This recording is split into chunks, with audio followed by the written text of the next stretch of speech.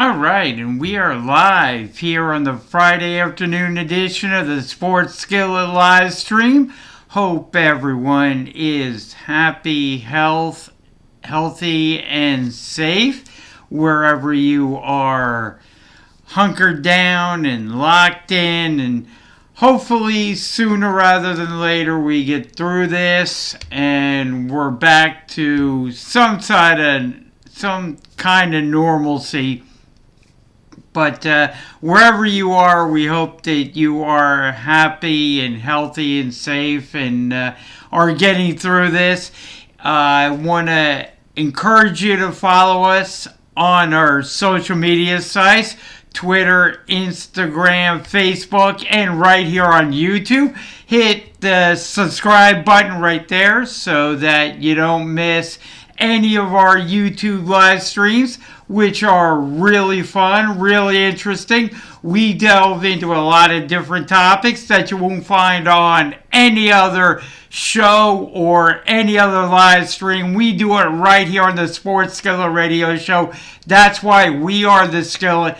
We want to encourage you to suggest topics to us. We will discuss them either right here on the live stream or on our show on Fox Sports Radio 920 The Jersey.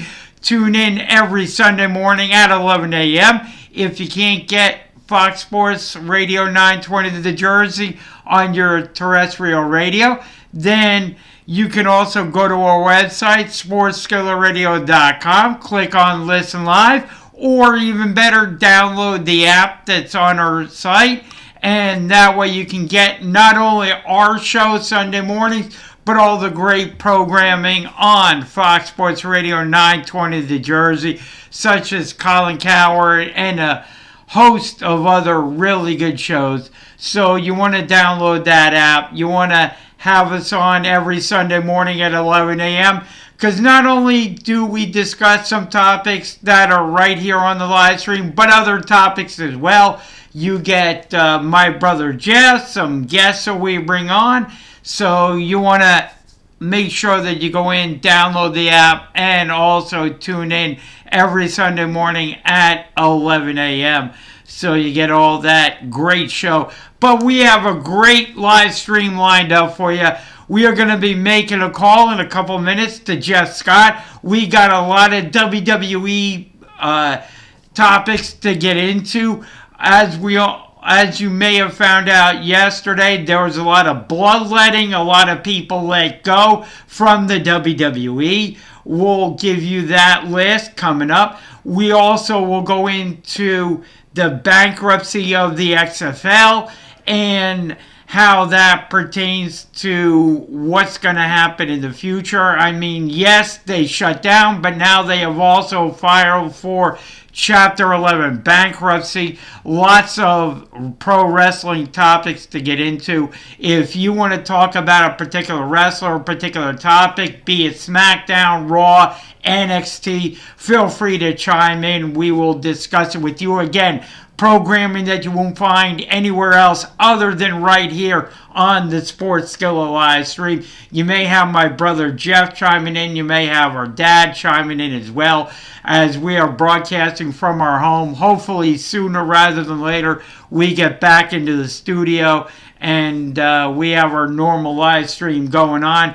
But right now we are going to make a call, and we are going to bring into the conversation the awesome Jeff Scott. Let's make the call to Jeff Scott on our Sports Skillet phone, our Sports Skillet highlight phone. And do we have Jeff Scott on the line? You might. Greetings and salutations, Jay. Welcome back to the live stream, Jeff Scott. I know, but just an audio form. You can't see my gorgeous face. I know. We are being deprived of that right now. But or are you celebrating it? I don't know. Whichever way you want to go, I'm okay with. Maybe one or the other. Maybe a little bit of both, you know. Yeah, quarantine hasn't been kind. Let's put it that way. Well, then maybe we are lucky out that you're not visually on the Sports Skillet live stream. Exactly, yeah. We'll leave it at that, though. All right. So we wanted to bring you in because we talk a lot about pro wrestling with you, the XFL. We wanted to bring you in right there at the top of the show so that we can discuss those topics with you. Let's start off with the XFL. First, they cease operations, dismiss just about everybody except the skeleton crew. Now, this week, they filed for Chapter 11 bankruptcy. You said that was actually a good thing for the XFL. Actually, yeah. I mean, if you look at it from a financial standpoint, as a corporation, if you're not making any money, you can't pay back the huge amount of bills that you have. You know, they were banking on that. I mean, the season started out strong. We all know the first 5 weeks were incredible. You know, wish this didn't happen because I think it would have went so far. But yeah, when you go into bankruptcy, you can't pay back those bills because you have no money coming in. So to save face and to save the company, you should file for bankruptcy so that you can legally not have to worry about those bills and hopefully recoup next year or even the year after that and come back stronger. I'm hoping that's exactly what happens, is that somehow, some way, in some form or fashion, the XFL figures things out and gets back organized, gets back together, and comes back strong. Because like you say, they had the broadcast partners behind them, Fox, ESPN, NBC, you name it. They had the broadcast partners there. They had the fans in the stands. They were selling merchandise. I mean, this was a viable entity and was going strong until the coronavirus derailed them. Exactly. I mean, when you think about it, like they're renting stadiums. They pay. Just an example, Houston, they actually owe $295,000 just to them because of using the stadiums in there. So that should tell you, if you don't have that money to pay back, guess what? You're going to go under. So filing for bankruptcy is going to save them at least $250,000 in the long run.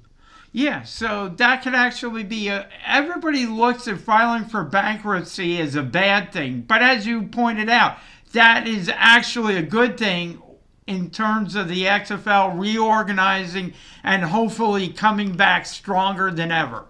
Exactly. Yeah, everyone gives bankruptcy a bad name. I mean, there are people out there, I won't name names, Trump, oh, sorry, that use it, the wrong way. But it's really supposed to be there to actually help companies when they hit hard times. Like good example, a quarantine like this. You're not making any money and you have these high bills. You can't pay them back right away. And instead of going under and saying bye-bye, this is supposed to help you get yourself back on top so you could start bringing revenue in. And then hopefully next year have some really cool games come back and hopefully finish a full season. I'm hoping. I really am, because I like the product. I thought they had a lot of innovative ideas. In fact, I've been saying this. I think the NFL is going to eventually adopt some of those ideas that were presented by the XFL. And I thought if they could keep going, get through this season, tweak things a little bit maybe during the off season, which they may have, I thought they would come back even stronger next year. So I'm hoping that they do come back and the Vince McMahon is able, maybe not next year, maybe the following year, but is able to figure out some way to bring the XFL back, because it was a viable entity. Yeah, really definitely. Was. I still haven't even picked a favorite team yet. I was waiting to the end of the season to see, which one came on top and which one glowed the brightest. So I don't even have any jersey to represent. I feel so bad. I know. Unless Vince is listening and can send us some jerseys, that'd be great. There you go. I'm sure they have a whole bunch left over they can't sell right now. Exactly. Maybe they'll be on WWE.com soon. Yeah, exactly. It's the only site that's still working. Exactly. Speaking of WWE.com, this week, not a good day in terms of the WWE. We saw a bunch of really talented wrestlers were jettisoned from the WWE. Some people were furloughed. I got the list here in front of me. In terms of WWE talents, names that people may know. Kurt Angle, gone. He was also a producer for Raw. Heath Slater, Rusev, Zack Ryder, Eric Young, Luke Gallows, Carl Anderson, Eric Young, as I said, Kurt Hawkins, Leo Rush, EC3, Drake Maverick, Austin English. We had a couple of writers, Andrea Listenbarger, Josiah Williams, he's a digital performance center, Maria Kanellis, Mike Kanellis, people may know them, they're married, Eric Rowan, Epico and Primo, Sarah Logan, No Way Jose, referee Mike Chioda. We had WWE producers, Release Furlough, Billy Kidman, Mike Rotunda. Obviously, he's the dad of two guys in the WWE right now. We had Dave Finley, Pat Buck, Sean Davari, Scott Armstrong, Sarah Stock, Shane Helms, Lance Storm, Dan Matha, MJ Jenkins, Deanna Perrazzo.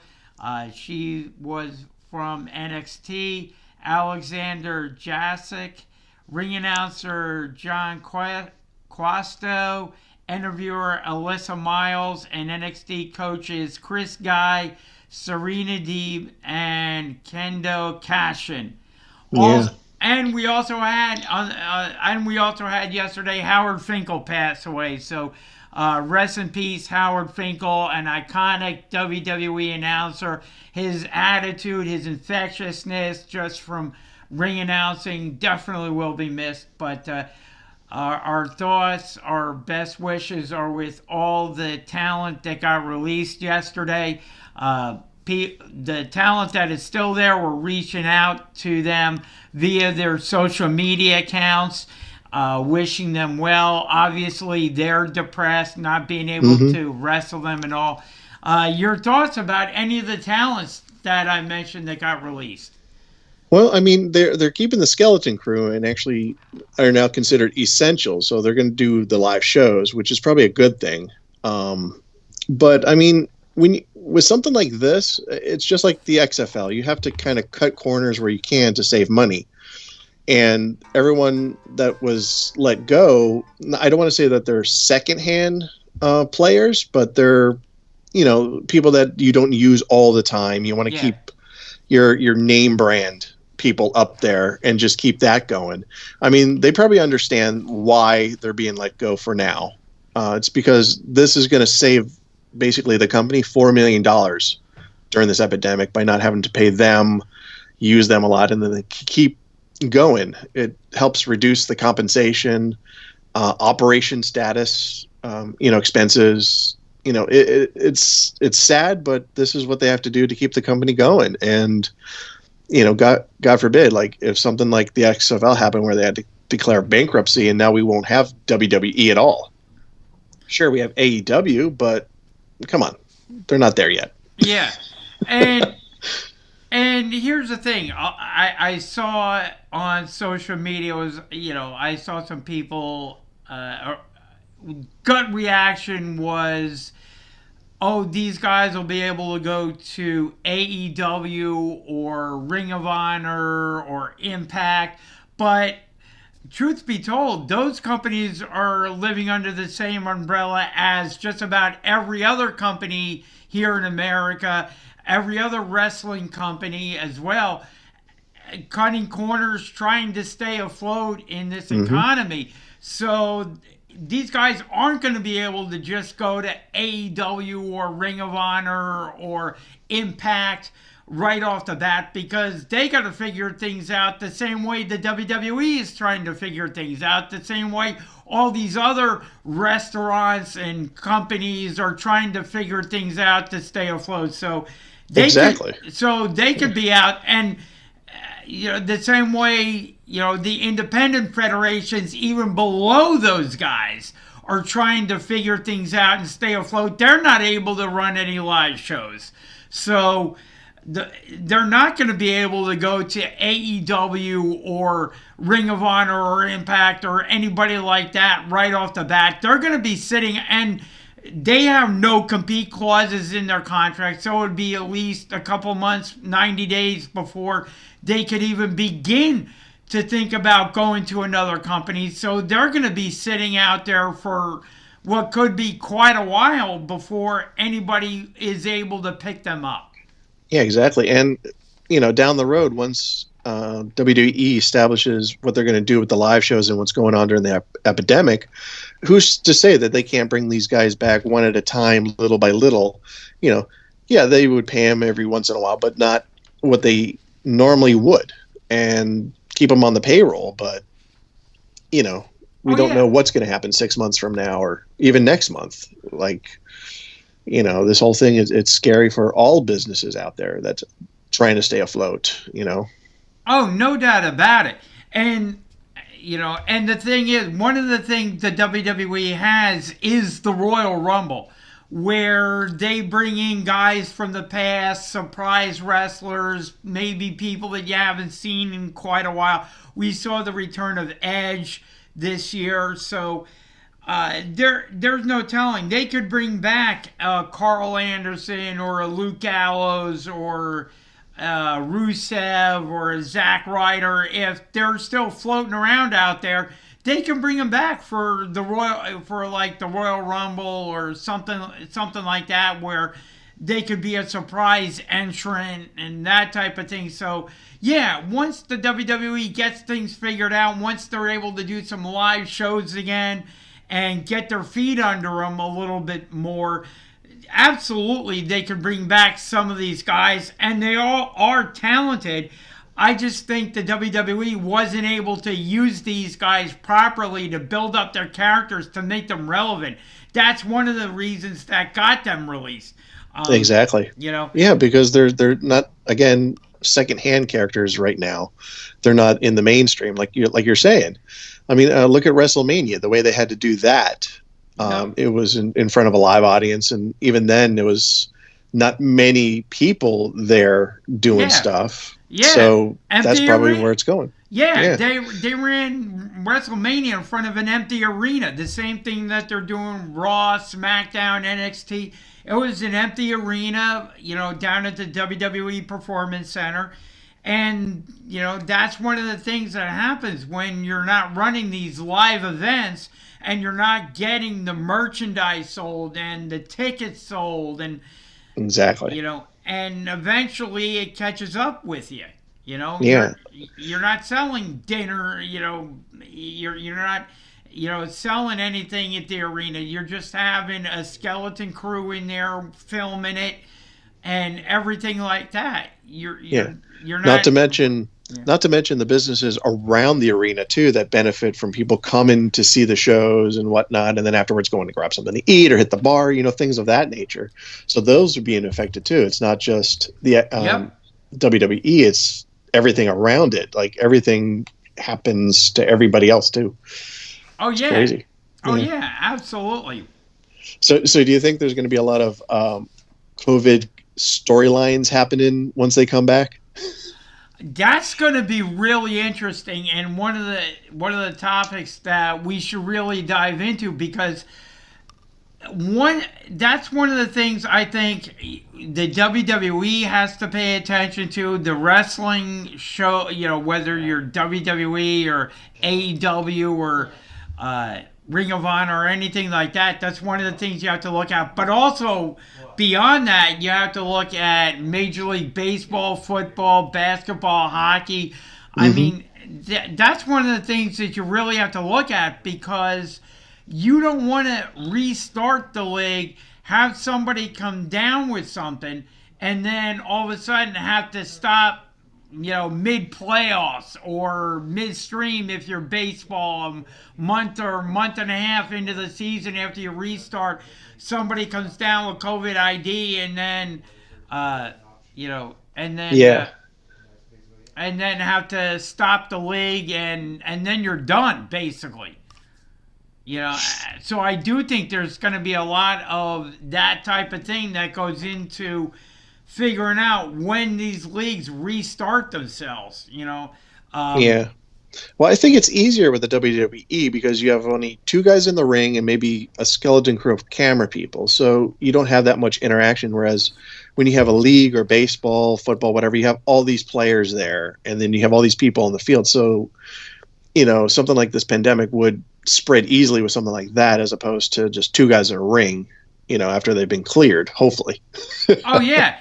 And Plus, with that, you can have them all in hazmat suits as a gimmick and be like, all right, here you go. You can have plexiglass walls and everything. It's like fight in the dome. Let's there you go. Let's get the Thunderdome going. 2-man enter, 1-man leave. Let's get that going. Let's get some Mad Max themes in this. I think. There you go. But that's one of the things too. We this week we had Mike Trout, one of the best players, if not the best player in baseball, come out and say that you can't quarantine us, stick us in a hotel and then have us go from the hotel to the ball field back to the hotel again, not give us any type of life. He's talking about, pregnancies going on in baseball. Some players have the Phillies pitcher Zach Wheeler. His wife is pregnant. He flat out said, I'm not going to be quarantined while my wife is, near labor. I'm leaving. I'm going to be with her. We're going to have the baby, and then whatever happens, happens. If I'm out for the rest of the year, if I'm out for a month, so be it. I'm going to be with my wife. And kind of Mike Trout echoed his sentiments as well, that you can't quarantine us in a hotel and just have us going from the hotel to the ball field, back to the hotel. We want a life. We want to be with our families. So for us to be able to come back, you got to have some plan in place that we can be with our wives who are going to be giving birth. We can be with our families, something like that. So that's one of the things that baseball is going to have to deal with, and maybe hockey and basketball and football as well as we go forward. Yeah, hopefully, we get those back, but who knows when, you're talking about baseball opening days when again? That's coming up soon, right? Sure, they haven't even discussed it. No league has discussed restarting yet. That's like a pipe dream. I mean, they bandied about different plans. They're discussing different things, but until some of these states open up again, until you see things going in the opposite direction of where they're going now, I mean, we see it here in Jersey. Things are becoming more restrictive as we go along, and not less restricted. We now have to wear a mask and gloves if we go to the store, and then stores are only allowed to operate at 50% capacity. So things are more restrictive, at least where we are here in Jersey. So until you see that going on, the leagues can bandy about different plans, put together different schedules, do all that type of thing. But who knows what the leagues are going to look like? Who knows what the schedule is going to look like? Who knows if they'll even get back underway? When things get less restrictive, because they can't even do anything right now. Yeah, it's a shame, and as long as people just keep doing what they're supposed to be doing, we can get through this faster. But I mean, you've seen the stories out there about people going to the shore, for God's sakes. It's like we're told not to, and they do it anyway. And it's like this is the reason why we're waiting so long. This is why we can't have our sports. We can't have the WWE or baseball or any of that. It's because people don't want to do what logically needs to be done. Exactly. Stay home. Just stay home. Exactly. I know people are going stir crazy right about now, and they want to get out, they want to do things, they want to go to different places, but now's not the time to do that. Now's the time to self-quarantine, to be with your family. There will be plenty of time to be with your friends, to have them over once we get through this, once we get a handle on it, and once the states start loosening up their guidelines a little bit.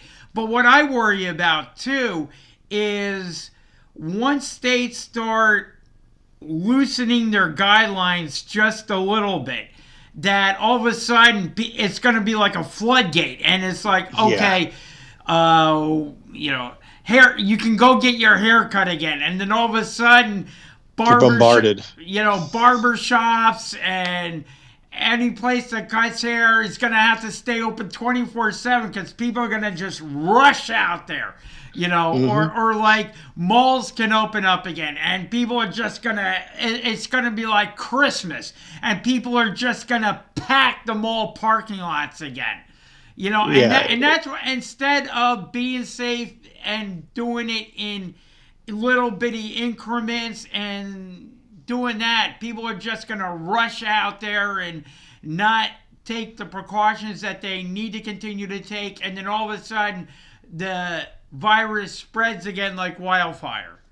Yeah, I mean, it's definitely going to be interesting to watch this happen. I mean, I don't know if it's plausible, like stores can start doing like scheduled times, like, schedule your time to come, let's say on a Friday from 2 to 3 if you need to get whatever just to get out, to how I want to say divert the wave that's going to come, because like you said, it's going to happen.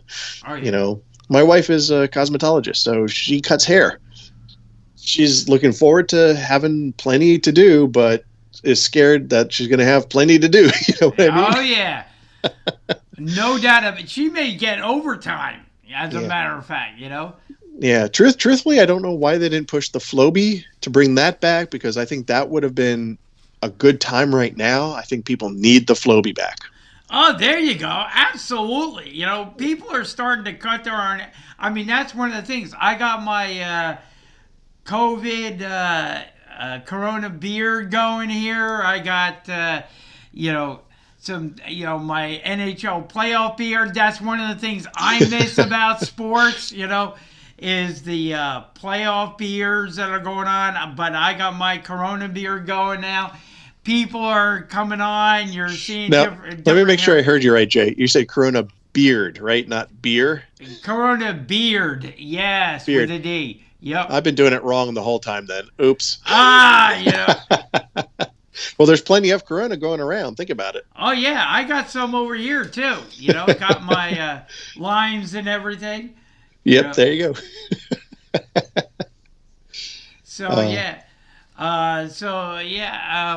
Lots of things going on in the world of sports, though, Jeff. Here's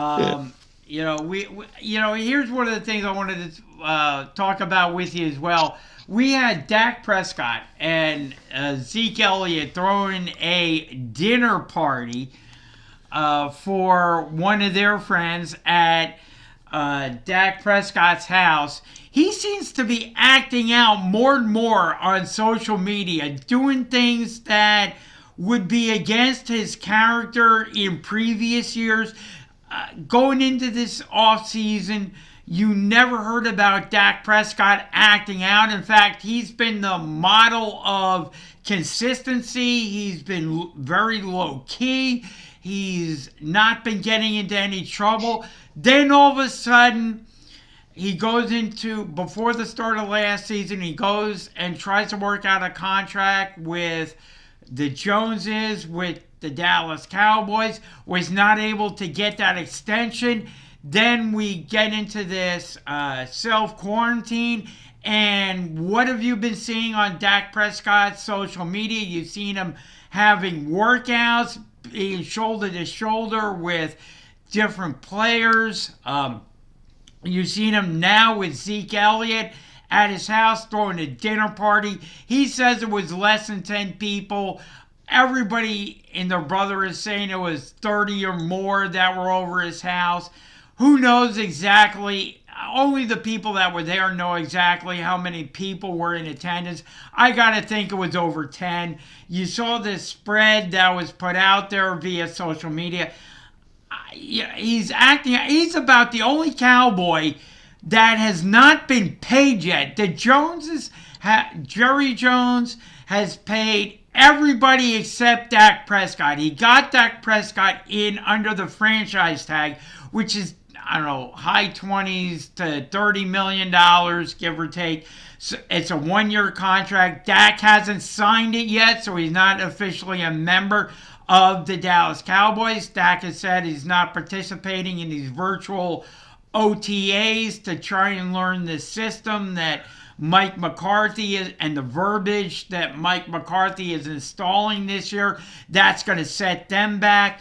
So I'm looking at the Dallas Cowboys. Dak Prescott is acting out. He's not doing anything totally bad, but in this environment where you're supposed to self-quarantine, everybody and their brother knows you're not supposed to throw a party, and he's throwing a party at his house with Zeke there and other people there, and I gotta believe it's to irritate the Joneses, it's to get under their skin, it's to be that squeaky wheel so that he gets that contract.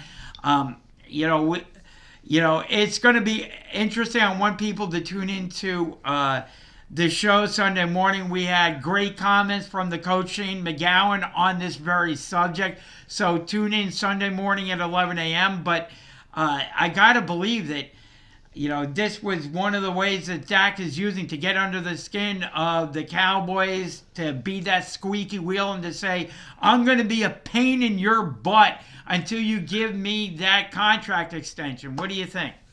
Well, I mean, I wouldn't put it past him. I mean, truthfully, this quarantine is making people do some really crazy things. I mean, I'm looking at the pictures that you just mentioned, too. I'm looking at the table where he claimed to only have 10 people. I'm like, well, they're all, 5 inches apart at this round table? I mean, come on. Even if you had 10 people, you're not doing the social distancing unless you are absolutely sure nobody has caught this virus. Yeah. But there's no way to really tell because you don't know until the last minute. So, I really think it's irresponsible for him to do that. But I think you're right. I think maybe this might just be a power play to, get the Dallas Cowboys to either sign him or not. And the other thing that should gall some people is the fact that looking at that video that was posted on social media, you saw Zeke Elliott there. You saw this other woman there that apparently they were throwing the party for. It was a mutual friend. I've had some people from the medical community come over to help out with our dad, who, by the way, is doing great and had his last physical therapy session this past week. But out of everybody that's been coming over to our house, we had, a nurse come over. He comes over weekly to kind of check him out and make sure things are going okay. But everybody that came over to the house this week, from the medical community, I've noticed are wearing masks and gloves. Yep. They didn't always do that, but this week in particular, masks and gloves. And I'm looking at that video from, short as it is, from the dinner party, quote unquote, that they threw. I'm not seeing any type of mask. I'm not seeing any type of gloves worn by Zeke, worn by, I didn't really see Dak in there, but the girl that was in there, that was pictured on there, I didn't see any masks around her or anything like that. Any mask around Zeke. It was just a big old party like you would normally have. No mask, no gloves, nothing like that. So again, that goes down that road that not only was he having a party, but those people at the party weren't taking any type of precaution that we are told to take now, just going outside our house, going to the store, masks and gloves. No, I didn't see any part of that going on at that party. So yeah, exactly. So again, that goes to how irresponsible Dak Prescott, Zeke Elliott are being right now in doing this, and I got to come down hard on him. He can apologize for it, but you know what, Dak? Where's your mask? Where's the gloves? Where were you? Where was the medical precautions? I didn't see any part of that during the little videos that were shown on social media. So again, got to come down hard on him. Exactly. I mean, it's one thing if you're sitting there eating. Yeah, you don't wear a mask when you're eating, but you have it with you. So when you're done, you're ready to socialize. You put it back on, you throw your trash out, and then you stay 6 feet apart. I mean, you see the pictures where they're all crowded around the buffet. I'm like, really? No masks at all. And I agree with you. Like, they're touching the food. They're going around. You don't know. You don't know who has it. It's irresponsible. Yeah, and the other thing that came out this week too, NBA-wise, a little NBA story here, that there is a report of a rift between Jazz players Rudy Gobert and Donovan Mitchell. Gobert has said that the rift is overblown, but the relationship is far from perfect. We know that previously, before this whole coronavirus got as bad as it was, Rudy Gobert was at a press conference and then joked around with the press because they had put all their cell phones out on the table to record the press conference, and Rudy Gobert, when he was done, touched all the cell phones, and there was a viral video on that, and he got a lot of blowback from doing that. So you got to wonder if and when this NBA season ever gets back underway, or even going into the future, if these two guys are going to be able to put aside their whatever differences they have and be able to play together as part of the Utah Jazz, or will one of them have to be traded because the relationship has devolved so badly that one of them will just have to go? The Jazz needs both players, but what Rudy Gobert did in this situation is absolutely completely uncalled for, and he rightly so got a lot of blowback for it. You may have to move one of those two players, and the Jazz may have to make a decision, because I don't know if the two of them can gel together to put that difference behind them because of what Rudy Gobert did making fun of the coronavirus. I just think that you may have to move one of the two of them. Yeah, I mean, the one that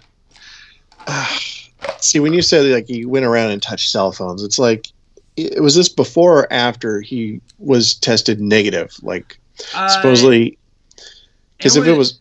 It was before. It was like, and he was making fun of the coronavirus and touching all the reporters' cell phones and everything like that. So, he made fun of it. He thought it was not going to be a big thing, and then it turned out to be a huge, obviously we all know, it's turned out to be an absolutely horrific virus and has shut down the country and everything like that. So, the fact that he made light of it when he did is certainly uncalled for. It was just starting to get going at that point in terms of the magnitude of what was going on. Yeah, exactly. So to do something like that is just childish, really. Because, I mean, he tests positive, and sadly, he experienced loss of taste and smell, which apparently are symptoms now. And it's like, if you're going to act that childish, you should not be allowed to play. Yeah. No, I agree with you. I mean, it's extremely childish. I don't know that somebody who acted out that childish, I don't know if I could play with them. Exactly. After or that. If you decide to hold a dinner party with a whole bunch of guests, it's the same thing. I don't know how that's going to help him with a contract, but I mean, apparently we saw Zeke act out last summer, and Dallas rewarded him with becoming one of, if not the highest paid running backs in the NFL. So Zeke acted out. He got paid. With Dak, he's looking at everybody around him getting paid. I've been this awesome soldier. I haven't acted out at all. I've done everything you've asked me to do. I won a couple of divisions, and I've been a model citizen. I've actually overachieved to an extent. I took over for a franchise quarterback in Tony Romo. I stepped in there. I did that. And now I'm the one who's not getting paid, the soldier, the guy who hasn't acted out. And I'm the one who's not getting paid. You brought in other people who have character issues, and I don't have any of that, and I'm the one that's not getting paid. I completely see where Dak is coming from, where you've been the model of consistency. Maybe you're not one of the top quarterbacks in the NFL, but you're a pretty good quarterback at the very least. You won 2 divisions, so pay the guy, Exactly. I agree with you on that one. Work out something with Dak, to where you guys can come to an agreement or whatnot, because I'm telling you, Dak is only going to ask for more money at the end of this coming season when the contracts may go up, they may not. I don't know what the NFL revenue is going to look like, if they're going to be playing games in front of empty arenas or at neutral sites. Who knows where the NFL is going to be playing games, or if they're going to be playing games, who knows. But how that affects their bottom line, how that affects the revenue. But, I think Dak Prescott has to get paid at some point in time if he's the quarterback that they're going to want. If he is, and when the Cowboys have come out, where Jerry Jones has come out time and time again, and he's praised Dak and said that Dak's his quarterback. Well, eventually, if he's your quarterback, you got to pay him. You don't want to do the Kirk Cousins thing where you keep franchising him. And Dak has pretty much put his foot in his hand and said, if you're going to keep franchising me, I'm not going to do the OTAs. I'm not going to be at training camp. I'll do what I got to do to remain in shape, and that's going to be it. And you don't want your quarterback, when you don't have a real backup quarterback, really, you got to have your franchise quarterback in place. You don't want him disgruntled. And you had your center retire. So that's even more of a reason to get Dak happy and content and get him into camp and get him paid, because he's going to be working with a new center this year. So you want to make sure that he's happy that he can work with that new center. So it's going to be interesting to see what the Cowboys do going forward. They got until the beginning of July to get this whole thing worked out, but they got to eventually wind up paying him. They got to. Yeah, I mean, they could also be holding out because they're not sure if they could pay anybody right now. Because they're not making any money. Even though the season's over, they've kind of made their money. They still have stuff afterwards that keep revenue coming in, but we don't know what's going to come down the road soon. Exactly. So that could be it too, is looking at their future contracts coming up.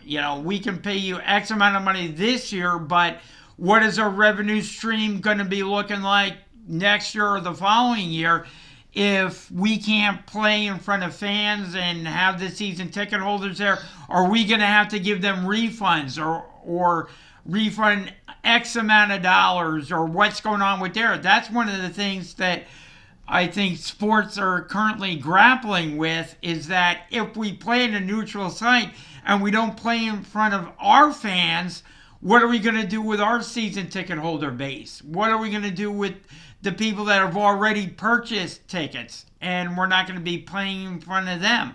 So I think that's one of the things that teams are grappling with right now. Yeah, it's almost like they have to change the dynamic. Instead of having people in the stands, I mean, they have the NFL Network, they have streaming sites. Maybe there's something where they could do where fans that have already bought tickets can get access to some kind of online behind the scenes type of thing that they could watch the games from, and whereas normal people have to watch the normal way. I don't know, some kind of incentive to change it around to, deal with this pandemic so that you don't have everybody in the stands, and then we're back to square one. Exactly. It's a business model they got to figure out, and fortunately they don't have that much time, so who knows. I'm even in the dark. Exactly. The other thing too that occurred to me is we're going to be having the draft next Thursday, so Friday we'll have rounds starting with round 2, but we'll be discussing the results of round 1 here on the live stream on Friday afternoon. So we'll have round 1 in the books of the NFL draft and be discussing that.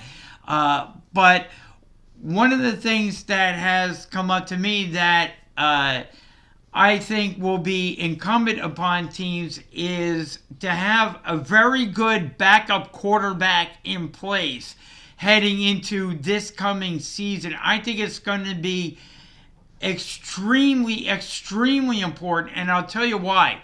It's because of the corona pandemic. And the reason is, and this was pointed out, I think this was mentioned during one of the shows, but something I concur with. When the NFL starts playing games, let's say it's at a neutral site, or let's say it's even at the team's home stadium, they are going to test for players coming in. One of the things that is done, at least right now, for people going to work or doing different things, is when you go in somewhere, businesses or what have you are taking people's temperature. That's one of the things that is going on. And here's one of the things where I think having a backup and maybe even 2 really good quarterbacks behind your franchise guy is going to be key this year, is because let's say your franchise quarterback comes in on a Sunday morning. He's been fine all week, no issues, comes in Sunday morning and has a temperature, let's say, of 99 or maybe even 100, but is feeling fine. Outside of that temperature is feeling fine. Well, if you're a team and your your starting quarterback comes in and has a temperature of, let's say, 99 or 100, you may have to pull him aside. Tough as it may be, you may have to pull him aside for that game just because he has a temperature of 99 and or 100, and now have to start your backup quarterback just because of this coronavirus, because you don't want to have it spreading throughout your team. So he comes in, let's say you're Derek Carr or the Oakland Raiders or Carson Wentz or or Dak Prescott or Jimmy Garoppolo or even Tom Brady of the Tampa Bay Buccaneers. Your final week, you go to the stadium, they take your temperature, and you register a 99 or 100. Gotta pull you out, gotta quarantine you for the next 14 days. So now all of a sudden you miss that game, and maybe you miss 2 games after that while you're self-quarantined. So that may be a month before you get your starting. And let's say he doesn't have the coronavirus, but you're still having to be quarantined just in case. So now all of a sudden he misses 1 game, maybe 2, maybe even 3. So that's, to me, why it is incumbent on having a very good backup quarterback this year. I don't know if teams are thinking in that direction, but teams that are, I think, are going to benefit from it, like your Oakland, like your LA, Vegas Raiders. I'll get the name right eventually.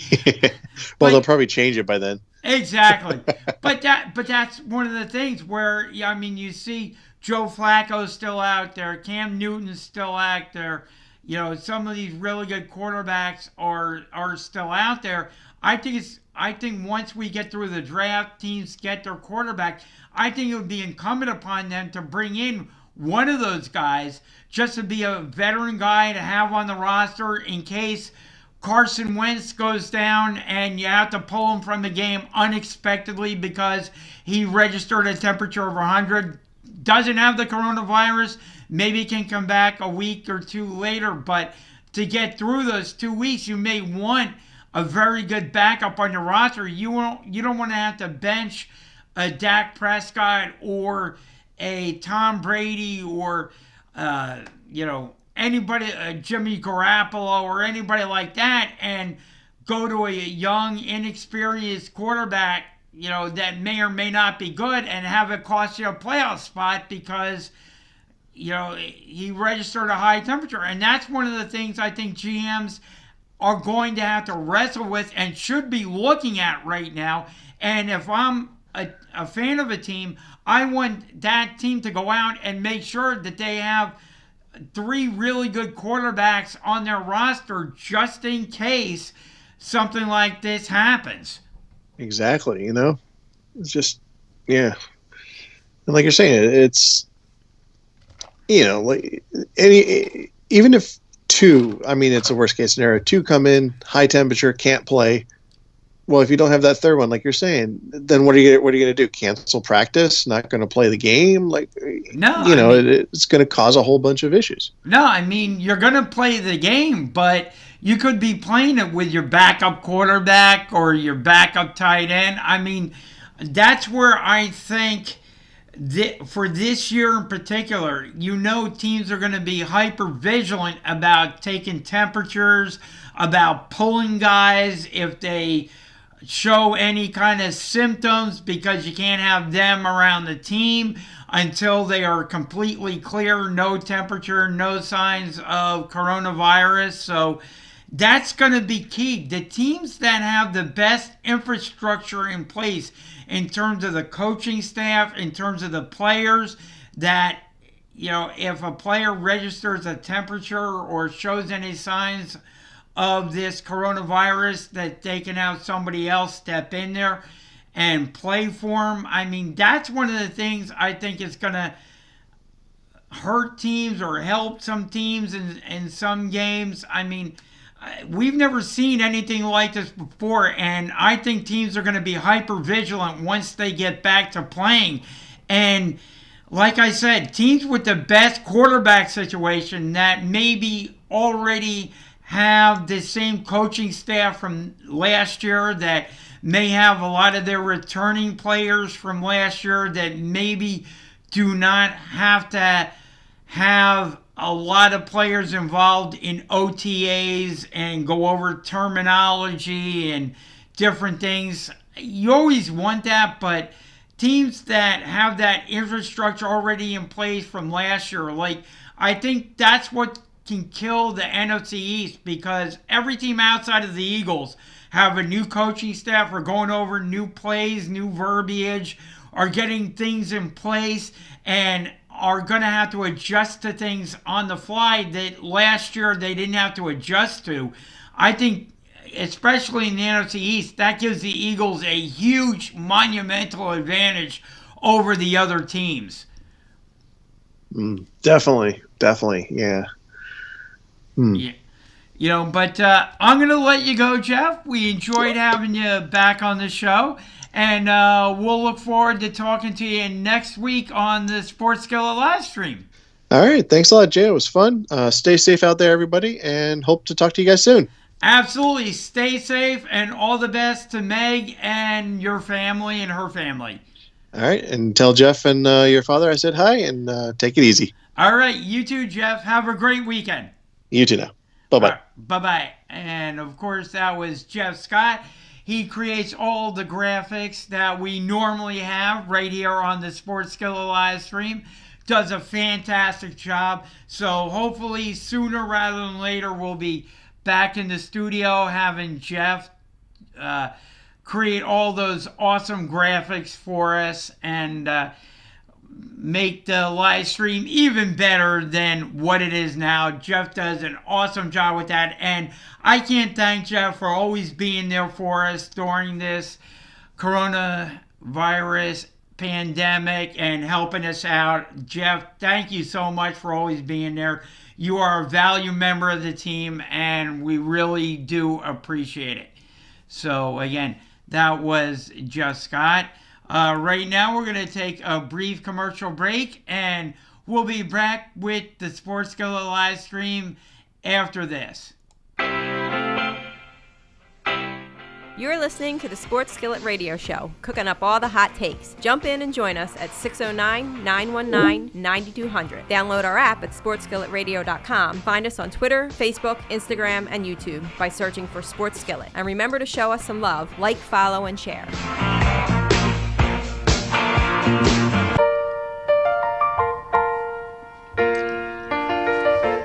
Remember the TV show Cheers, where everybody knows your name? Never been there. But every time I walk into Wildflowers restaurant on Pennington Circle, I feel at home and that I belong. Friday night, I headed over to Wildflowers, and even though it was packed, I easily found a seat at the bar and got cozy with 17 TVs. Baseball, golf, entertainment TV, you name it, including all NFL games. The bartender Dave suggested I order the Buffalo Wing Sampler, and you could tell he was a fervid fan. But reviews on Wildflowers Inn restaurant Facebook page demanded I tried the garbage truck pizza, and Kelly had just arrived and promised to help me dig in. Then it came. Garbage truck pizza does not live up to its name because it smells amazing and it tastes even better. Freshly sliced peppers and pepperoni, garlic, mushrooms, mozzarella, and meatballs all baked on this incredibly crunchy and warm double crust to hold it all together perfectly. Heaven, especially with one of their 23 beers on tap. I'm a believer. Go to wildflowersinrestaurant.com for more info or just come in. They are conveniently located on the Pennington Circle, right near I-95. I promise you, they will welcome you warmly, feed you well, and perhaps soon even know your name.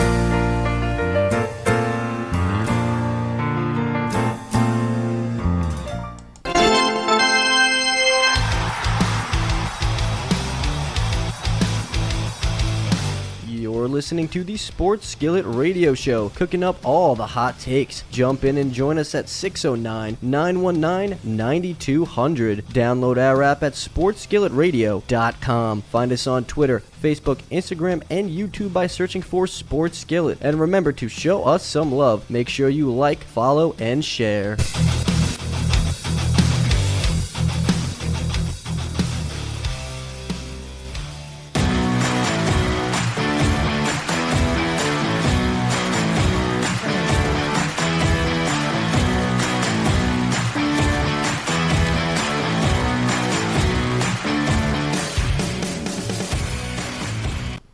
All right, and we are back here on the Sports Skillet live stream. Thank you so much for joining us. We do this every Friday afternoon. We may be doing more of these live streams as we go forward. We want to thank you for joining us. Make sure you hit the subscribe button as we talk about anything and everything in the world of sports. We had a great discussion with Jeff Scott about the state of the WWE and also the XFL. If you didn't see it, the XFL filed for Chapter 11 bankruptcy this past week. WWE released a bunch of talent. I will go over the list again with you. WWE released Kurt Angle. He was also a producer for Raw. Heath Slater, Rusev, Zack Ryder, Eric Young, Luke Gallows, and Carl Anderson, two members of the OC. AJ Styles put out there on a podcast that he was immensely hurt and saddened by the release of Carl Anderson and Luke Gallows. He considered him the big brother out of the trio. Wanted to do everything he possibly could to save the two guys from being released, but unfortunately the WWE cut ties with them. Hopefully this does not affect the contract status of AJ Styles. Hopefully he will remain and retire with the WWE, but you never know. I mean, you cut two guys that he considered brothers, that he considered family. You never know how that could impact future contract negotiations with AJ Styles. So you want to keep an eye on that kind of going forward. But Luke Gallows, Carl Anderson, two members of the OC gone from the WWE. So again, the OC is no more unless you're going to do something with Finn Balor and maybe have Finn Balor and AJ Styles team up down the road. Who knows? But no more OC, at least right now, for the WWE. Kurt Hawkins was released. Leo Rush, EC3, Drake Maverick, Aiden English was released. Andrea Lissenberger, she was a writer. Josiah Williams, Maria Kanellis, Mike Kanellis were released as well. Eric Rowan, Epico and Primo, that tag team was released. Sarah Logan was released. No Way Jose. Referee Mike Chioda, no longer with the WWE. Billy Kidman, Mike Rotunda was released. Dave Finley, Pat Buck, Sean Davari, Scott Armstrong, Sarah Stock, Shane Helms, Lance Storm was released. Dan Matha, MJ Jenkins, Deanna Perrazzo, Alexander Jasic, ring announcer John Quasto, interviewer Alyssa Miles, NXT coaches Chris Guy, Serena Deeb, and Kendo Kashin. All were released by the WWE. A lot of talent will have their 90-day no-compete clause. So, as I said earlier in the show, it's not as though they can go to AEW or Ring of Honor or Impact, because those organizations are feeling the same crunch as the WWE. So, and every other business here in America, just about every other business here in America being shut down, trying to stay alive in whatever form or fashion they can. So, not as though they can get picked up. So we'll have to wait and see where and when they return. Now, a lot of those talents are good enough to where if the WWE or where one of these federations get their feet under them a little bit down the line, I'm sure they'd reach out to them. AEW, I could see reaching out definitely to some of these guys who are really talented and, in my mind, misused by the WWE. Rusev and Aiden English could reform their partnership in AEW. You could bring in Luke Gallows and Carl Anderson and reform that partnership in AEW. You know, some of these guys just were misused, and EC3 vastly misused by the WWE. I mean, we thought once he got to NXT, he would be a top star there and actually be used, but he was hardly ever seen on WWE TV. A very good talent, just totally underused, misused by the WWE. Hopefully he can go to maybe Ring of Honor down the line. I'm not saying now, I'm saying months from now, and maybe go to AEW eventually down the line and do something special with that federation, bring some eyeballs there. Because if Gallows and Anderson, Rusev, especially Rusev, vastly misused by the WWE. If he were to go to AEW with Aiden English and reform that tag team, I'm sure you would get a lot of eyeballs there. So right there, down the line, once AEW and some of these guys get used to get their feet under them and get back to doing live events and so forth, I'm sure some of these guys will get picked up and get utilized by a federation again, whether it be back in WWE or with another organization. Hopefully they do get picked up. We wish them all the best luck in the world, because they are very good talents. And so right now, some other things I'd like to go over with you as well. We got, as I've been saying, we got the draft coming up a week from yesterday. We will have round 1 in the books.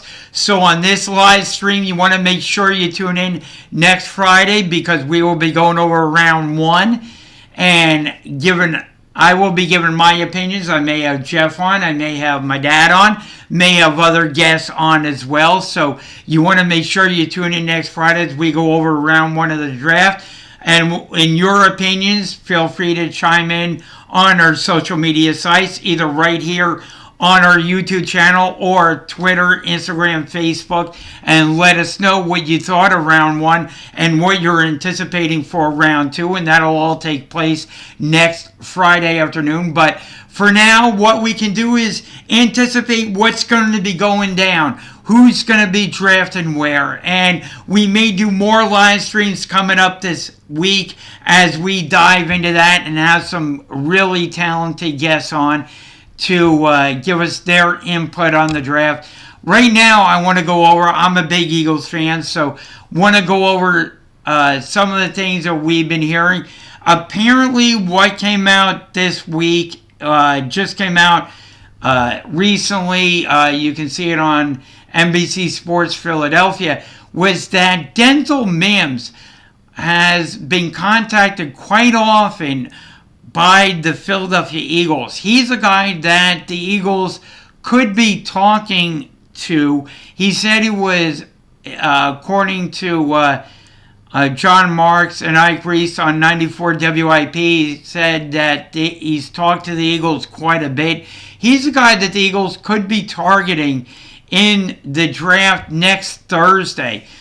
He would be a guy that would definitely go in the first round. He's not going to last until the second. So, doesn't mean that the Eagles are going to select Mims. It could be the Eagles doing their due diligence. Like, here's the guy that we really like, but we also kind of like Mims. We just want to make sure that if we select this other player, whoever it may be, that we're not losing out on Denzel Mims, who we also kind of like. So there's no guarantee that they select Mims, but apparently they're dotting their I's, dotting their lowercase j's, and crossing their t's on Mims. Mims caught 182 passes for 2,901 yards, 2,901 yards, 28 touchdowns over the last 3 years for Baylor. And, he projects as a mid to late first round pick on Thursday. So, he admitted that he talked to the Eagles more than he's talked to just about any other team. So, he could be somebody that new wide receivers coach Aaron Moorhead of the Eagles and assistant wide receivers coach Matthew Harper could be looking at, could maybe be pushing for in next week's draft. He was asked what he brings to the table, and he said on the show some of the things that he does can't be taught. Some of the things that they can teach me, he can get better at and elevate his games. He says he's a great blocker. He comes down with contested catches. He's a tall receiver. He's fluid. He feels like he's got a lot of dog in him. So that could be a good quality, especially when it comes to blocking. I know that could be something that Doug Peterson likes a lot because they may want to run plays where if a wide receiver, and that's some of the things that they ask wide receivers in the Eagles offense to do. If you're not going to be getting the ball, we want you to be an active blocker on the play. And if he's a good blocker, that could benefit the Philadelphia Eagles quite a bit. So, that could be something that jumps off the page for the Philadelphia Eagles. He ran a 4.38 at the combine, third fastest among wide receivers, behind only Henry Ruggs of Alabama and Quez Watkins of Southern Miss. So he's a fast guy. He's a guy that can maybe stretch the field for the Philadelphia Eagles. So, you pair him with Deshaun Jackson on the other side, spread things out a little bit. Maybe not a bad selection for the Philadelphia Eagles. in next Thursday's draft. The other thing I wanted to bring up, and I don't know that many shows have talked about this, especially for the Philadelphia Eagles. I think that they may just draft a center. I don't know how high they would do that, but I'm just thinking that just maybe in the draft next week, it might be second round, might be third, but I would project the Eagles to come away with a center. And it could be a center that they might play at left guard.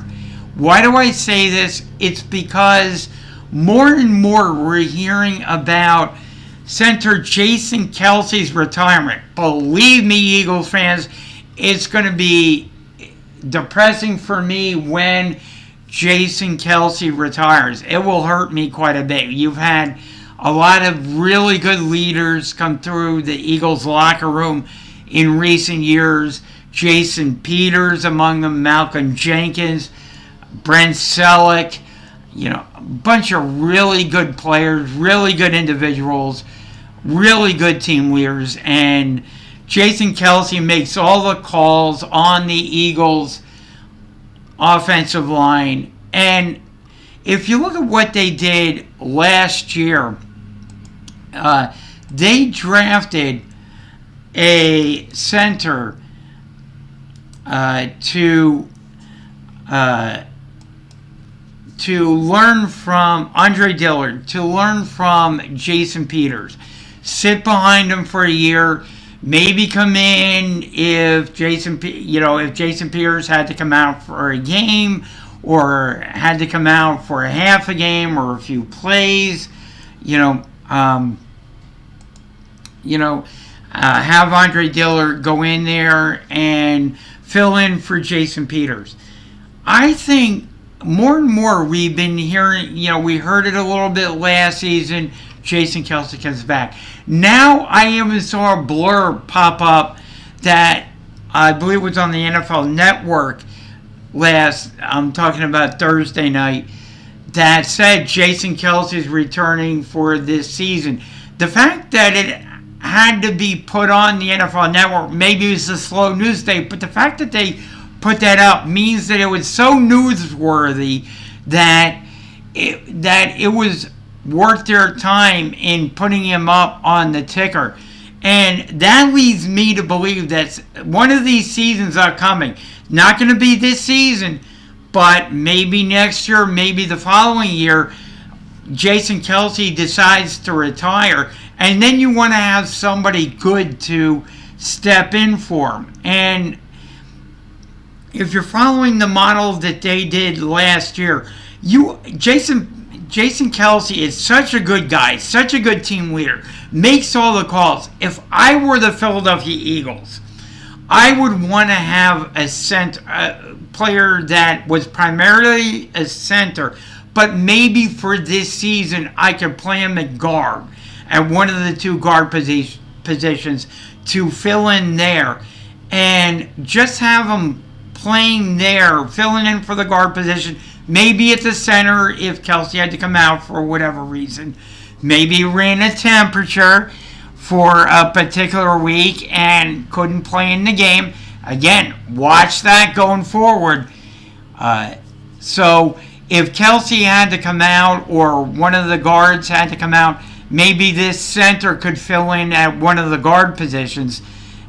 But learn from Kelce. Watch what Kelce does. Be in Kelce's hip pocket, and just shadow him around. Watch him. Be like a sponge. But draft a really talented but this guy is really talented as a center. Maybe not with their first round pick, but maybe if Mims is gone, maybe if we discussed this on the show on Sunday, maybe if your wide receivers are all gone, you weren't able to trade up, maybe you don't want a linebacker because the Eagles don't really value the linebacker position, even though I think there's probably, when they draft, going to be a very good linebacker or two remaining on the board that could be a foundation piece going forward. But let's say they don't want to take that linebacker with that first round draft pick. Maybe they want a center. And keep that in mind as the Eagles are drafting, because I do believe that they're going to want a center to kind of shadow Kelsey around, be there, because if Kelsey's going to retire at the end of this season and not run it back for yet another season, you want to have that guy ready and able to step in and be that foundation center, because that's one of the things I think is going to hurt the Cowboys this coming year, because Travis Frederick's retired. Now you don't have that foundation center, that all-pro center for the Dallas Cowboys. And when you lose that, boy, oh boy, I'm telling you, that could be trouble for Dak Prescott and the offensive line as a whole. When you go from all-pro to maybe very good or good, that's a drop-off, and we'll have to see how that affects the Cowboys. But I do believe it could be an issue this year, and that's why I'm saying it could be in the Eagles' best interest to come away from this draft with a very good center. Now, you look around the league, Jason Peters has also not been signed to this point. Could be his contract demands. I heard he's asking for double digits in search of money. You know, maybe a 1 or 2 year deal worth around $10-11 million. That may be out of people's price range currently. They may want to look to see what they come away with in the draft in terms of offensive tackles. So that may be the reason that he's still out there. But he's a guy that if his price comes down and it's a reasonable amount, I don't know. I would kick the tires on bringing back Jason Peters as a backup to Dillard. But then again, if something happens to Dillard and you're having Jason Peters as a backup, we saw him come out of games time and again over the past couple of years, start games, but then have to come out. So what does that mean for the composition of the roster? Because if for whatever reason you were to have Jason Peters as your backup, does that mean you now have to have a backup to the backup? Because Jason Peters may go in for a play or two and then pull a muscle or strain something or whatever and have to come out. So now do you need a backup to the backup? That's one of the things that teams may be wrestling with when it comes to the signing of Jason Peters. So again, something to keep your eye on. I wouldn't mind the Eagles drafting a center, having him learn for a year under Jason Kelsey, a year, maybe two, and then once Jason Kelsey calls it a career, because apparently he's getting closer and closer and closer to doing that. It's going to really hurt when he does, because I consider Jason Kelsey a great character. I would love to see him go into broadcasting. I think he would be a natural there. You saw him dress up in the mummy outfit after the Mummers outfit when the Eagles won the Super Bowl. So he's a great character. So his brother Travis Kelsey is currently the tight end for the Kansas City Chiefs. So whenever Jason hangs it up, he can slip into broadcasting real easy, which I would love to see him do. But I wouldn't mind the Eagles getting a center in this year's draft and having him study and learn and be a sponge from Jason Kelsey. And then whenever next year or the year after, whenever Jason Kelsey decides to hang it up, having this really talented center step in and be a force for the Eagles as the heir to Jason Kelsey. So that would be my thoughts for the Eagles. Don't be surprised if they take a linebacker or a center. They did it last year. They had Andre Dillard learn behind Jason Peters for his season. Now they turned it over to him. I wouldn't be surprised if they draft a center, have him learn behind Jason Kelsey, and then when Kelsey hangs, maybe be a backup center guard. And then when Kelsey retires, have whomever it is from this year's draft fill in and take over and be that foundation piece for Jason Kelsey. I'm going to make a quick call. I'll see if if we can get Mike Nebbia on the line. We promised we'd have him on for a little bit longer today, so we'll see if we can't get Mike on the line here. We'll go out through the Sports Skillet hotline and see if Mike's around. And place to call the Mike. We had an interesting event go down in NASCAR. So here's the Sports Skillet hotline. We'll place a call to Mike. Hey, Mike, it's Jay. We're doing the live stream. How's everything going? I've been better. Sorry to hear that. What's going on? What brings you down? The stupid quarantine. Ugh. Oh, I hear you.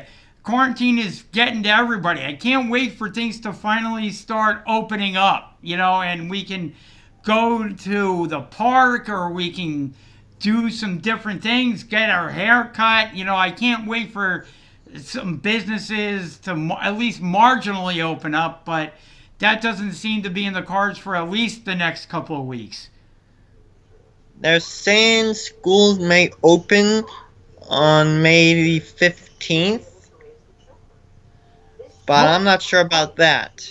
I'm not sure. Until I see the government going into backtracking a little bit and easing restrictions in some form or fashion, I'll believe that. But until then, they can set whatever arbitrary date that they want to set. They could say the 15th. They could say my birthday, May 8th. They could say May 22nd. Until I see something going on where they're easing restrictions in some form or fashion, to me, that's just an arbitrary date, and we're still in self-isolation, in corona lockdown, so we're just going to have to deal with it until who knows when. I've had just about enough of this. I've had just about enough of this life without sports, Oh, so have I. I think just about everybody has. Just getting sports going again. I mean, now, did you watch that game of horse that ESPN had on at all, or no? I did not. No, see, and a lot of people didn't, and my brother did not. My brother Jeff didn't watch it at all. I watched a little bit of it a week from last Thursday, a week from yesterday. And it was really difficult for me to watch because you had players playing on different courts. You had players doing different shots. It wasn't, the normal game of horse as I was used to it. People were using different cameras, so that made the footage kind of off. So it didn't really capture my attention. I assume maybe if you limited it to maybe about 3 or 4 people in the All-Star game, and you did it on the court, that might capture some people's attention because then you'd have the professional cameras. Everybody would be on the same court. You'd be able to do the same rules for everybody. But the way it was kind of set up, to me, it was very disjointed. And, if you missed it, you didn't miss a whole lot. You didn't miss much at all. So that was my takeaway from the game of horse. But I wanted to ask you, we mentioned it on the show Sunday, so you want to tune into that. But I wanted to go into this a little bit more with you today. We saw a big controversy go down in NASCAR.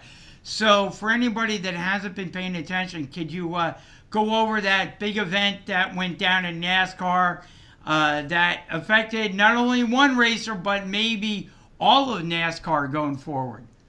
I can. Last Sunday, Easter Sunday, there was an iRacing event at a virtual version of the Monza Oval, where there were 60 drivers involved, and during a Twitch live stream of that event, we heard Kyle Larson utter a racial slur while he was trying to reestablish communications with his spotter.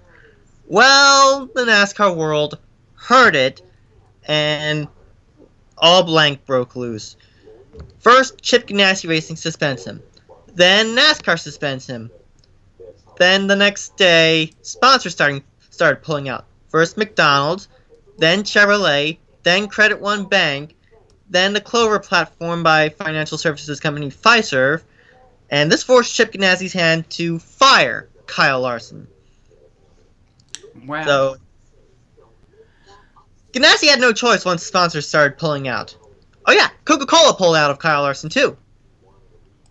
So once the sponsors started pulling out, that was basically end of the line for Kyle Larson at Chip Ganassi Racing for the time being. So Now, he has to attend sensitivity training and pass it before he can even think about getting reinstated. So do you think Kyle Larson is going to be able to get back onto the NASCAR circuit at all, or do you think he's pretty much done? I think he'll be able to get back onto the NASCAR circuit. Probably won't be this season whenever we get it restarted. It'll probably be in 2021 with an underfunded team. He'll have to work his way back up, much like Kurt Busch did after his incidences with Penske Racing. He mouthed off to reporters, he mouthed off to his crew. Penske said, "Enough's enough, Kurt, you're done." Next year we see him with an underfunded team at Phoenix Racing. Year after that we see him at Furniture Row Racing. Then he lands a ride at Stewart-Haas Racing. And right now, he's at Ganassi Racing after rehabilitating his career. I see Kyle Larson pulling much the same at Ganassi Racing, going to an underfunded team after his incident. Then I think a year or two from then, from 2021, we see Larson going back to a top-tier ride. Potentially at Stewart-Haas, potentially back at Ganassi. I'm not sure just yet. And for those unfamiliar with Kyle Larson, he was a very good racer for NASCAR, correct? Correct. He started out in sprint cars, worked his way through the ranks to get to Ganassi Racing, and 6 wins so far in his career, 3 of which have come at Michigan. But this is a low point in his career. Majorly low point, as my mom would say. And to be able to beat Kyle, and to be able to beat Kyle Larson would be a notch in any racer's belt, correct? To be able to say that you got a victory over Kyle Larson against against a rising star like him, to beat the kind of talent that Larson beat over his career. That's what got NASCAR to notice this young and talented prospect. That's what got NASCAR to notice Chase Elliott, to beat the kind of talent that he did. And now Chase Elliott's coming into his own over his career. So for NASCAR, I know that they are doing, and this is a really fun thing I think NASCAR is able to pull off. They are, for anybody who's not paying attention to it, they are doing an E-Series where you have the racers racing against each other virtually, correct? Yes. And this was what Kyle Larson was a proponent of, this iRacing. He started out in iRacing, used that to test at different tracks, and this was actually what gave him the outlet for that incident. Yep. So how do you think this is impacting NASCAR? Do you think it's still bringing viewers, eyeballs to the NASCAR circuit? Do you think it's working out well so far for NASCAR? I'm not sure right now after what happened. These iRaces have gotten very, very crazy. We saw it at Virtual Homestead. We saw it again at Virtual Texas. And again, last time out at Bristol with, 12 cautions during the 150 laps there. So, it's insane. I'm expecting more of the same at Richmond on Sunday. See, that's really cool. I love that NASCAR is doing that. I love that they're still putting out original. Here's the kicker, Jay. What's it's that? not all NASCAR drivers that are in it. Really? Yeah. It's also iRacing professionals. It's not just Cup Series drivers, it's Xfinity drivers, it's Truck Series drivers, iRacing professionals. Even dirt track drivers are in it. So, very there's cool. also commentators that are in this, too. Parker Kligerman from NBC Sports, Clint Boyer, who's a Cup Series driver and also a commentator for Fox from time to time. So, it's insane. Interesting. So yeah, definitely pay attention to that. I'm telling people out there, if you're following us on our live stream, definitely pay attention to this, because this is a fun event that NASCAR is doing. So you definitely want to check that out. Also, we've been discussing several issues here on the live stream coming up. Next week we'll be discussing round 1 of the NFL draft. As that takes place this coming Thursday. So, I know you're a big Giants fan. I'm hearing the Giants may be looking at an offensive tackle. I've also heard rumors that Gettleman may be looking to trade down to acquire some more picks if there's a team that is interested in moving up. What do you think about what the Giants may do next Thursday for their first round pick?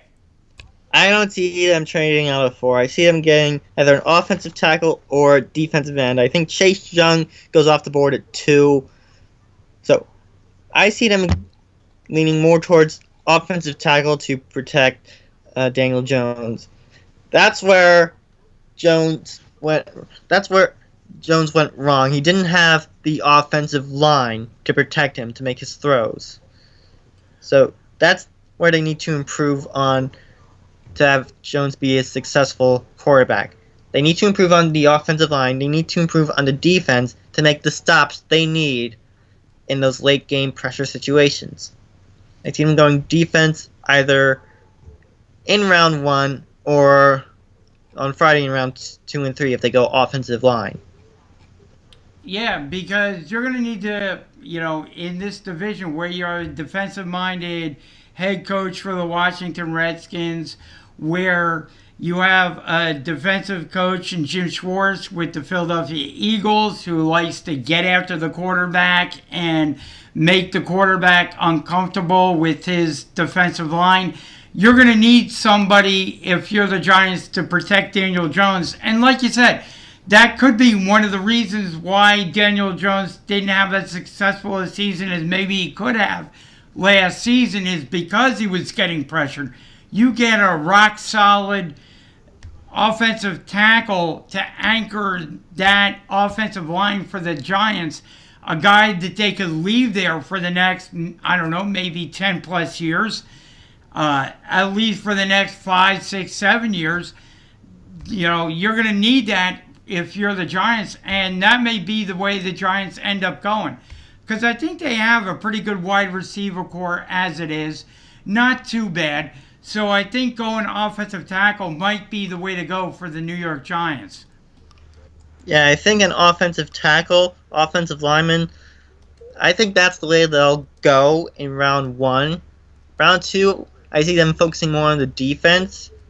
And round 3, I see them focusing on special teams and potentially a backup for Daniel Jones. Yes, and I mentioned that earlier in the show. I think backup quarterbacks this season in particular are going to be key. And the reason I brought that up is because with this coronavirus pandemic that's going on, players are going to get their temperature taken before every game, no doubt about it, probably as they're entering the building. And if a player, a quarterback, a Daniel Jones, a Carson Wentz, whomever, Tom Brady, Drew Brees, Joe Burrow. Joe Burrow, whoever it is, whatever quarterback you have as your starting quarterback, if that quarterback has a temperature 99 degrees, 100 degrees, you're probably pulling them and quarantining them for who knows how long. So that's where a backup quarterback is going to be key for this year, because that starting quarterback could miss 1 game, 2 games, 3 games before he's allowed back on the field again. So that's why I think it's going to be incumbent upon these teams to have a rock solid backup quarterback, because it could just be something where, you know, the quarterback or the player just has no symptoms at all, just is running a temperature. But with the coronavirus looking around, you have to be safe rather than sorry and pull the guy. So if he's your starting quarterback, you have to have a good quarterback. That's why I'm saying for the Eagles, I know they have Nate Sudfeld and Kyle Lauletta already on the roster, but it might behoove them to go out and sign a Joe Flacco or draft another quarterback just to bring in 2 more guys into the room. And it might behoove the Giants to do the same thing. Go out, draft a quarterback, have them compete for a job, see what you got. Maybe not high in the draft, maybe in a later round, but at least make sure that your backup quarterback is covered, because if Daniel Jones runs a fever, you got to pull him. You can't have him around the rest of the team. Exactly. This is just like what happened with Rudy Gobert. He tested positive for corona after touching microphones. And why they didn't pull him sooner is beyond me. If they pulled him sooner, we wouldn't be in this situation. Maybe. You know, we don't know how many people already had it, but yeah, I mean, definitely Rudy Gobert and doing what he did was, I can't begin to articulate how childish and how awful what Rudy Gobert did at his press conference. And, you know, we brought that up earlier, you know, how he is now on the outs with Donovan Mitchell. Their relationship is far from perfect, according to Gobert. So who knows, once the NBA gets rocking and rolling again, if they'll be able to coexist again. That's if it gets back going again this season. Exactly. Couple other things we want to mention that we didn't get a chance to go into too much yesterday on the podcast. Let's see. We have, hold on, let me look at my sheet here. So we had this proposal, not from the Eagles, but from the competition committee, proposing an amendment to prevent teams from manipulating the game clock by committing multiple dead ball fouls while the clock is running. And you want to refer to what Mike Vrabel and the Titans did against Bill Belichick and the Patriots. I don't endorse this rule. I think it should be part of the NFL rule book. You know, if you can do something to manipulate the game clock and, you know, cause stress on your opponent, you should be able to do it. So I'm in favor of keeping it in the rule book, not preventing it at all. So if you can manipulate the game clock, you know, if you're ahead and you can manipulate it and you can force the other team to take timeouts, or you can manipulate the game clock by taking more time off it, allowing your opponent less time to score. Bill Belichick would do this constantly, and the one time he had it done to him, now we're seeing this pop up again. I'm saying leave it in the rule book. What do you think, Mike? I say leave it to the rule book. I agree. If you can pressure the opponent, force them to call timeouts, why wouldn't you do it? I agree. We also saw the best odds to land Cam Newton in order: the Chargers, the Dolphins, the Jags, Patriots, Broncos. If those are the leading vote, and I will throw this in there, even though they weren't mentioned, I will throw the Pittsburgh Steelers in there. Steelers have avoided talking about Cam. They've denied that they have any interest in bringing Cam in. But if you were to choose amongst those teams, the Chargers, the Dolphins, the Jags, the Patriots, the Broncos, or the Steelers, which team do you think would be a good fit for Cam to land with?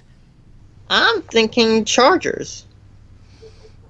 I think so. I agree. I think the Chargers would be, I'm sure they're going to draft a quarterback, but I think if the Chargers bring in Cam, he would be a good guy to have as a backup. They're moving into a new arena this year. I know he would be the backup, but he would be a guy that if something happens, if their starting quarterback ran a temperature, he would be a guy that you could easily sub in there and get some wins keep the winning streak going. If the Chargers are on a winning streak, get some wins for the team. He would be a guy that would generate interest for the Chargers. I think he would be good on the Chargers. I also think that he would be good on the Pittsburgh Steelers. Now, maybe the Steelers are looking to, late in the first round or maybe in the second round, draft a quarterback to be the heir to Ben Roethlisberger. We'll have to see on that. But I think a lot of what Cam does in an NFL game translates well to the Steelers offense, because Ben Roethlisberger is kind of the same type of quarterback as Cam. So I think that would be a kind of natural transition if Ben is going to retire within the next couple of years. Or it would be a good situation for Cam to come in, show that he could be a good backup, and maybe get a longer contract next season if he just signs because I think he's only going to be signing a 1-year deal with whatever team he lands with. So I would agree with you. I would go with either the San Diego Chargers or the Pittsburgh Steelers in that one. And outside of that, I think that's pretty much it for our live stream this week. Any final words from you, Mike? Anything that I may have missed that you may want to go over? I'm just hoping that we all come out of this sports quarantine sooner rather than later. I agree with you. I can't wait to get sports back. I can't wait to resume any type of a normal life. Just even opening up the parks would be a good thing, to have somewhere for people to go, because at least here in Jersey, where we're broadcasting from, everything is pretty much shut down. So I can't wait to get sports back. And I don't know if we answered this yet last week or yesterday, but what is the one thing you miss about not having sports, Mike? The one thing I miss about not having sports is just not having them on any station. I miss watching ESPN for the live sports. Miss having NASCAR America on. It sticks on NBCSN. No IndyCar, no NASCAR, no NBA, NFL, NHL. Yep. Yeah. I hope NFL starts on time. I hope so too. I hope they can figure something out. I hope baseball is able to figure something out and have some sort of a season. But even with baseball, it's getting later and later and later, and eventually baseball is going to come to a point where they have to put up or shut up for their season, because they need to get everybody whatever they're going to do, whether it's having the two different leagues, one in Florida, one in Arizona, and moving forward with that plan. They got to put something in place and make a decision and get the players on board with it and start rolling sooner rather than later, because they're going to hit a point where they're just not going to have time to get the players where they need to get them into camp, get them working out, that type of thing going on. So baseball is going to come to a point where they got to make a decision on their season. Same way with the NHL and the NBA. NFL has a little bit longer, but eventually August is going to roll around, and they're going to either have to have some training. August, September is going to run around, and they're going to have to make a decision on their sport. You know, what's going to happen with training camp and that type of thing, because you can't run a regular season without having training camp first. So, you know, sooner or later, these leagues are going to have to make some really, really tough decisions. You know, exactly. And I think that by September, we'll have a better understanding of what this virus is doing to us and how we can better contain it. Exactly. So I think NFL will be able to start on time. I think NHL and NBA will be able to start their 2020-2021 seasons on time. I'm not sure about getting the current seasons back up and running, though.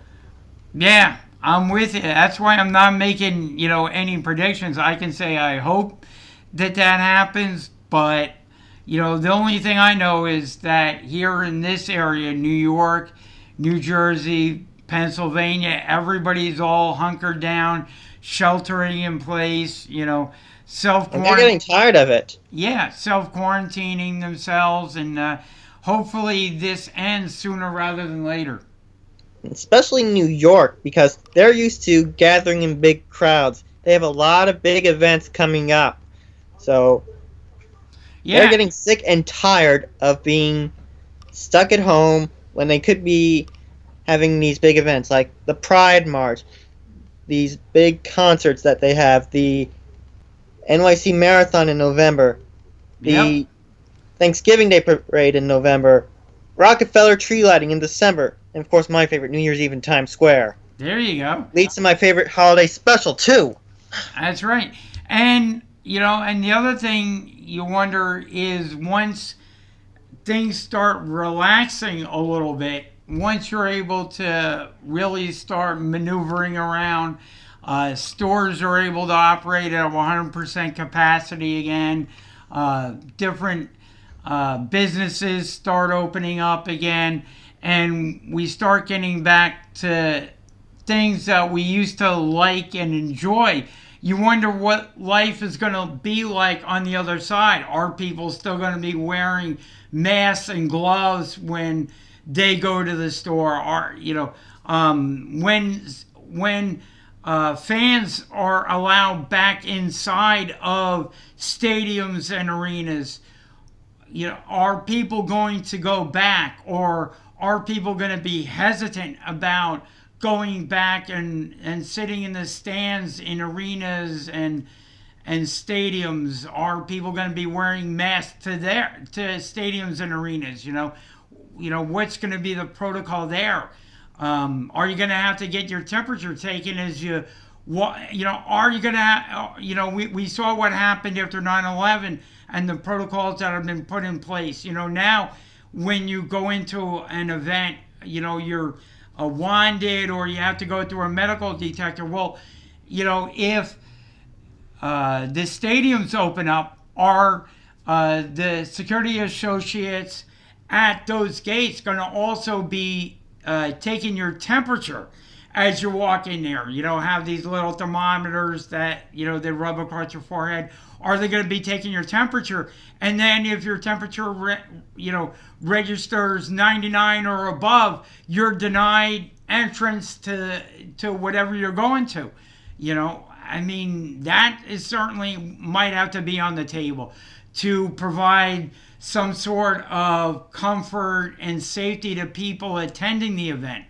You know, maybe that's something that becomes a new norm coming after this. So you wonder what's going to be the new norms as we get back to life on the other side of this. coronavirus pandemic. Exactly. I honestly hope that we reach that other side soon. I do too, Mike. I do too. Well, I enjoyed having you on the show, Mike, and we look forward to having you on again next week. All our best to you and your family. Hope you all stay safe and healthy and enjoy the weekend as best you can. Well, with this pandemic going around, I doubt we'll enjoy any part of this weekend. Well, hopefully you're able to enjoy some part of it. Yeah. Stay safe and healthy, Mike, and we'll see you next week. See you next week. All right. And, of course, that was Mike Nebbia. He contributes every week to our live stream and also our show on Fox Sports Radio, 920 The Jersey. Tune in every Sunday morning at 11 a.m.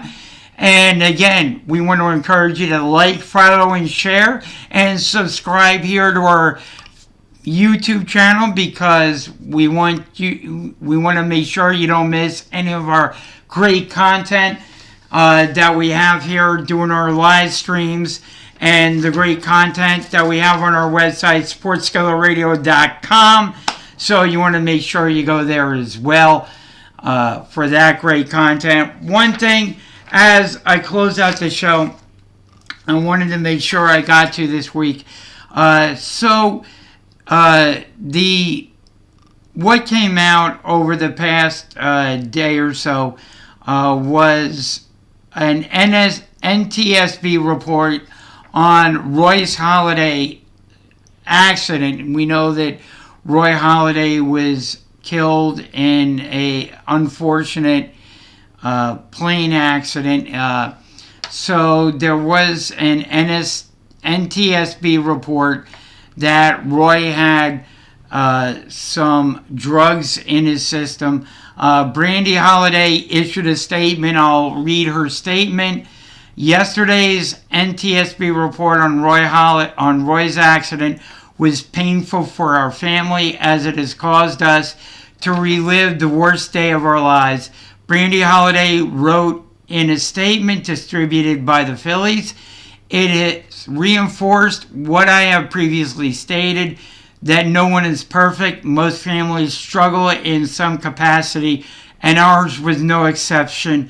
We respectfully ask that you not make any assumptions or pass judgment. Rather, we encourage you to hug your loved ones and appreciate having them in your lives. As a family, we ask that you allow Roy to rest in peace." Roy Halladay's father, Harry Leroy Halladay Jr., told the NTSB that he was concerned that Roy was abusing prescription medications that may have played a role in the accident. The autopsy report, which became public in 2018, shows that Halladay had evidence of amphetamine, morphine, and an insomnia drug in his system when his personal plane crashed into the Gulf of Mexico on November 7th, 2017. Per the NTSB report, Halladay's father said that Roy was suffering from anxiety and depression and believes much of Roy's stress was due to marital problems. He said that Roy had not been himself for several years. Halladay left behind his wife, Brandy, and her two sons, Braden and Ryan. Halladay was inducted into the National Baseball Hall of Fame last summer in his first year on the ballot. Again, thoughts, prayers, and condolences once again go out to Braden, Ryan, and Brandy, again, being dug up, going through this difficult time, whatever they were dealing with. I'm sure, it was a painful, emotional, and very stressful situation. So our thoughts, hearts, and prayers go out to the three of them as, once again, Roy Halladay has made the news. Going to let him rest in peace, other than to say that it was unfortunate that this was the case, and that hopefully, if you're going through a stressful situation emotionally or with a loved one or whatever you're going through, reach out to someone, get help. If you're seeing that someone in a situation where they may be abusing prescription medication or anything like that, reach out to them, try to get them help. Don't make sure that they know they are not alone. Step in there, find help for them. I think that I'm not going to pass judgment. The Holiday family handled things the way they thought was best at the time. Unfortunately, it may have been a contributor to the crash, as apparently Roy was doing some stunt flying as well. So when I'm not gonna, you could say that maybe, what he had in his system led him to do the stunt flying or have no anxiety or clouded his judgment about doing the stunt flying, but I'm not going to draw that conclusion. I'm going to say that whatever the Holiday family was going through, I guess they tried to handle it the best way they could, and unfortunately it led to a very bad situation. But thoughts, prayers, and thoughts and prayers go out to Brandy and her two sons, Braden and Ryan, and hopefully they get through this and they're left alone. And that's my thoughts on the Roy Holiday situation that just came out. So that'll wrap up our live stream for this Friday afternoon. We may be doing some more. So again, subscribe so you're always here with us. Again, anything you want us to go over, feel free to leave us a comment during the live stream. We'll answer questions, go over topics. If you have a topic you would like to see us address, feel free to drop us a line on our social media and we'll go over it. Again, next week, big week in the NFL. We have the NFL draft, so we'll be doing some live streaming there. If you have a team you want us to pay close attention to, we know we have a couple of our followers that like the Vegas Raiders, so we'll be paying attention to what they do in the draft, as well as the Philadelphia Eagles, New York Giants. We'll have some guests on, hopefully, as well during the week, and going over the draft. So, again, stay tuned. Comment on our social media sites. Tune into our show Sunday morning, 11 a.m., Fox Sports Radio 920 The Jersey, SportsSkilletRadio.com. Click Listen Live, or even better, download the app so you get all of the great Fox Sports Radio 920 The Jersey's programming in addition to ours.